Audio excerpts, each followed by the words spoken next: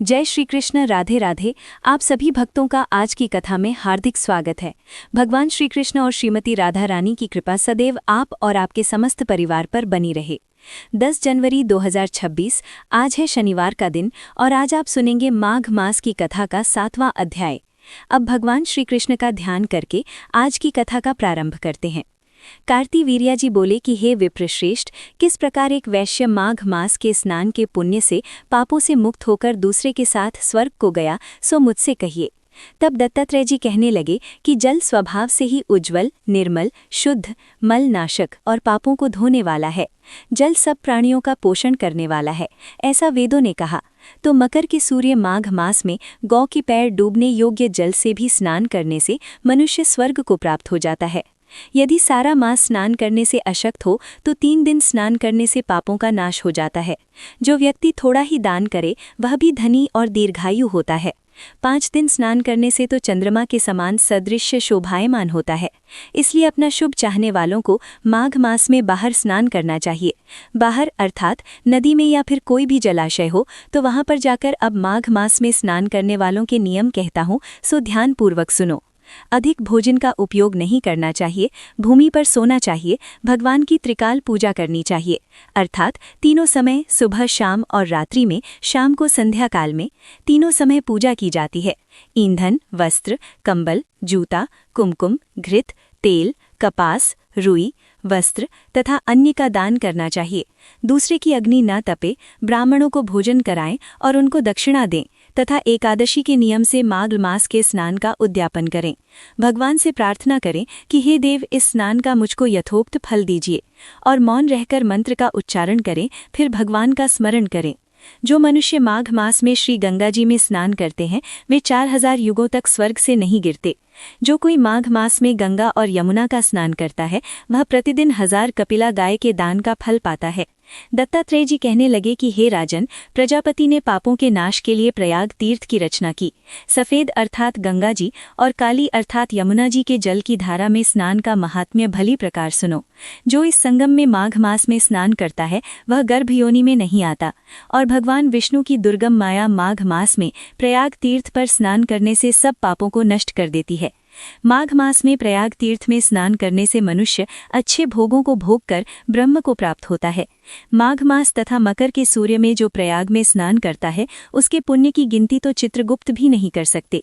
100 वर्षों तक निराहार रहकर जो पुण्य प्राप्त होता है वही फल माघ मास में 3 दिन प्रयाग में स्नान करने मात्र से ही प्राप्त हो जाता है। जो फल 100 वर्षों तक योगाभ्यास करने से प्राप्त होता है उतना फल सिर्फ माघ मास में 3 दिन प्रयाग में स्नान करने से ही प्राप्त हो जाता है। जैसे सर्प पुरानी केंचुली को छोड़कर नया रूप ग्रहण कर लेता है, वैसे ही माघ मास में स्नान करने से मनुष्य पापों को छोड़कर स्वर्ग को प्राप्त होता है। परंतु गंगा यमुना के संगम में स्नान करने से हजारों गुना फल प्राप्त होता है। हे राजन, जिसको अमृत कहते हैं वह ये त्रिवेणी ही है।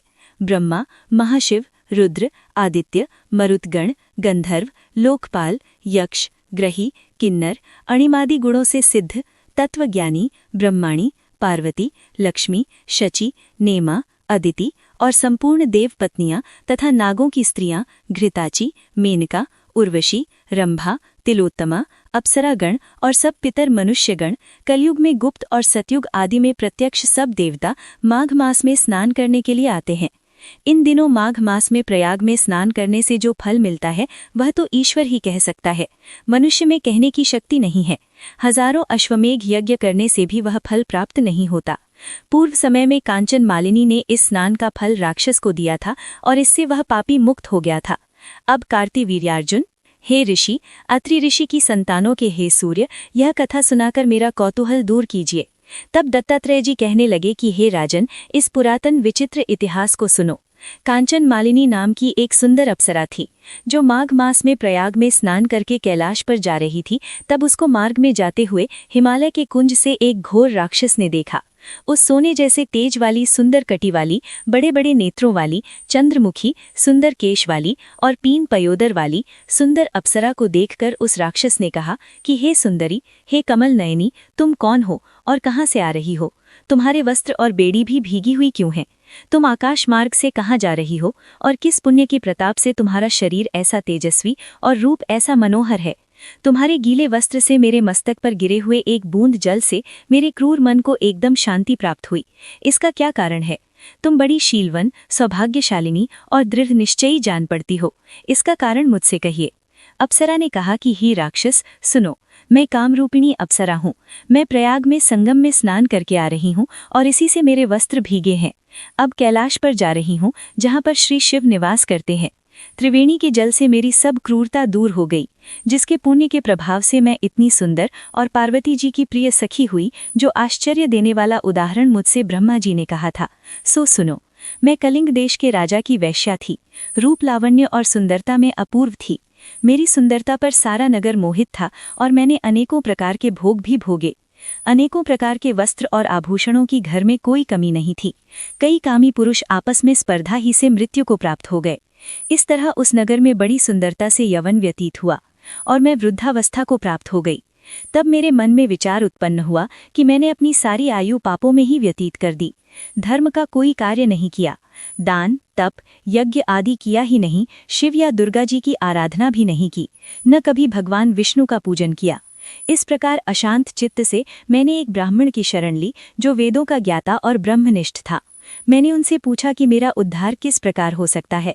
राजा, साधु, सज्जन, अच्छे और बुरे सभी पर दया करते हैं, इसलिए मुझ दीन पर भी कृपा करके मुझ कीचड़ में डूबी हुई को पकड़कर उबारिए। क्षीर सागर क्या हंस को ही दूध देता है, बतख को नहीं? तब वह ब्राह्मण, जो कि राजा का पुरोहित था, मेरी इन सब बातों को सुनकर मुझ पर दया करके कहने लगा कि तू ब्रह्मा के क्षेत्र प्रयाग में जाकर माघ मास में त्रिवेणी संगम में स्नान कर, परंतु मन में अशुभ क्रिया का विचार नहीं करना। पापों के नाश के लिए महर्षियों ने तीर्थ स्थान से अधिक और कोई प्रायश्चित नहीं बतलाया। प्रयाग में स्नान करने से तू अवश्य ही पवित्र होकर स्वर्ग को जाएगी। हे भामिनी, पुराने समय में गौतम ऋषि की स्त्री को देखकर इंद्र ने काम के वशीभूत होकर कपट वेश में उससे भोग किया था।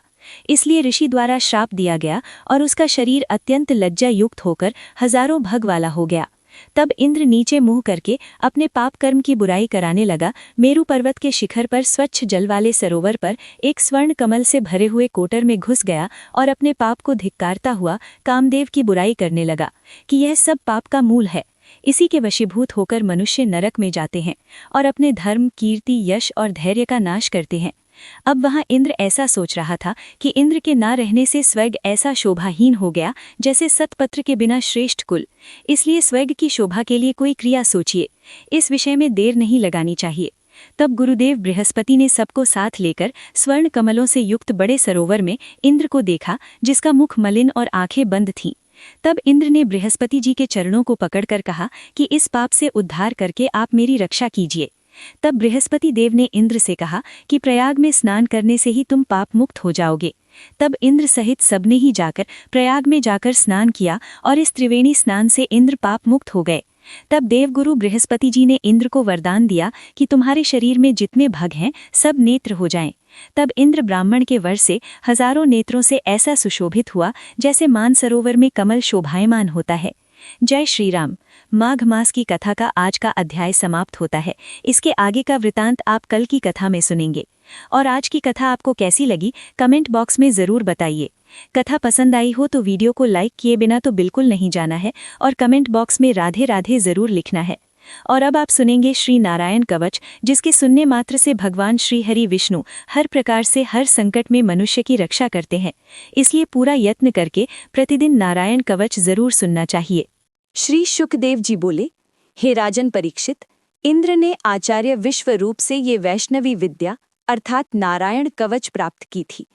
इस कवच के प्रभाव से वो समस्त असुरों को जीतकर त्रिलोकी का ऐश्वर्य भोगने लगे। मैं उस नारायण कवच का वर्णन करता हूँ, जिसे धारण करने मात्र से मनुष्य समस्त भय और संकटों से मुक्त हो जाता है। जो पुरुष प्रातःकाल शुद्ध होकर मन को संयम में रखकर भगवान श्री हरि का ध्यान करता हुआ इस कवच का पाठ या श्रवण करता है, उसकी रक्षा स्वयं भगवान नारायण करते हैं। भगवान श्री हरि गरुड़ की पीठ पर विराजमान हैं। उनके 8 हाथों में शंख, चक्र, गदा, तलवार, धनुष, बाण, ढाल और पाश सुशोभित हैं। अणिमा आदि 8 सिद्धियां उनकी सेवा में तत्पर रहती हैं। वही ओमकार स्वरूप प्रभु सब दिशाओं से मेरी रक्षा करें। मत्स्यावतार भगवान जल में स्थित समस्त जलचरों से मेरी रक्षा करें। कच्छप रूप में भगवान जल और थल दोनों स्थानों पर मेरी रक्षा करें। वराह भगवान मार्ग में मेरी रक्षा करें। नृसिंह भगवान दुर्गम स्थानों, वन, दुर्ग और रणभूमि में मेरी रक्षा करें। वामन भगवान स्थल पर और त्रिविक्रम भगवान आकाश में मेरी रक्षा करें। परशुराम पर्वतों पर मेरी रक्षा करें। भगवान श्री राम वनवास के समय मेरी रक्षा करें। बलराम जी मनुष्यों द्वारा किए गए कष्टों से मेरी रक्षा करें।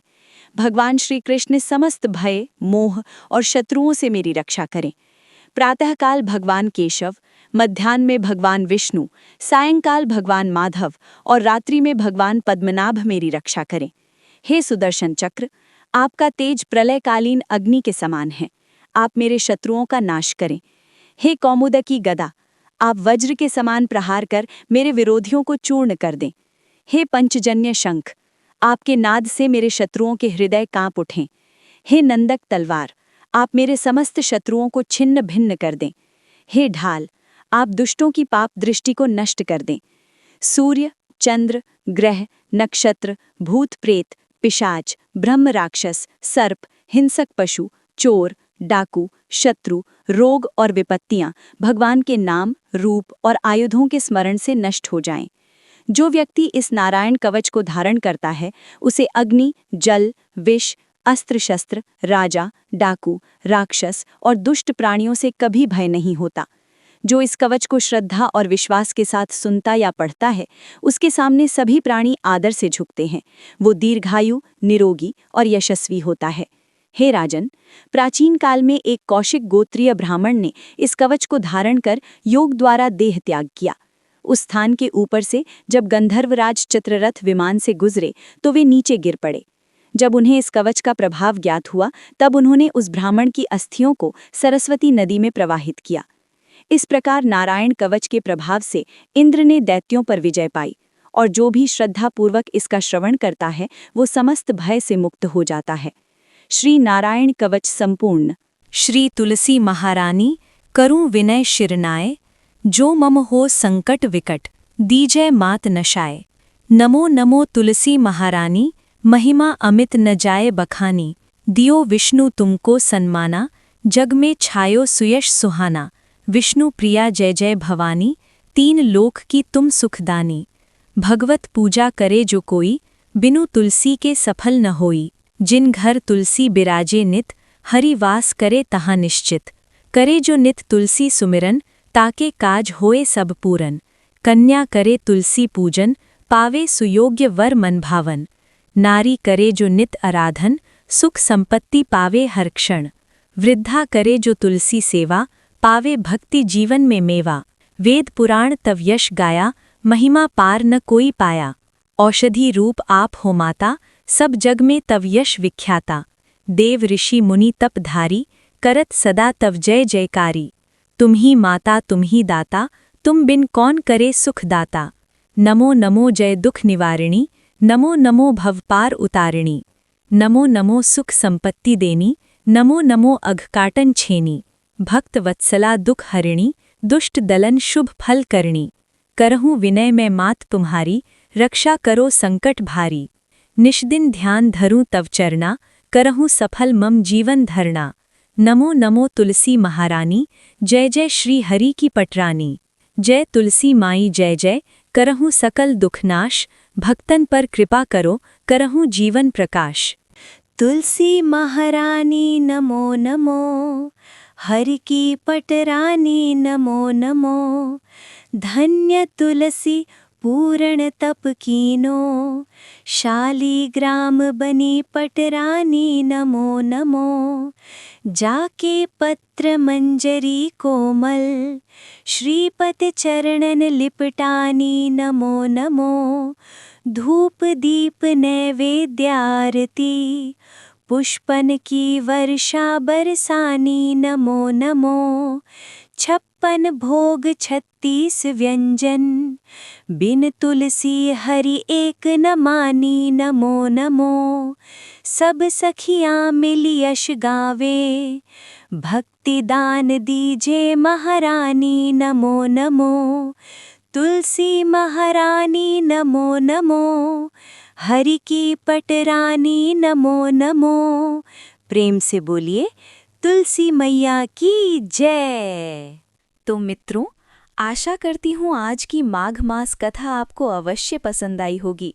यदि वीडियो अच्छी लगी हो तो लाइक करें, शेयर करें और यदि चैनल पर नए हैं तो सब्सक्राइब करके बेल आइकन दबाना ना भूलें, ताकि माघ मास की प्रतिदिन की कथाएं आप तक समय पर पहुंचती रहें।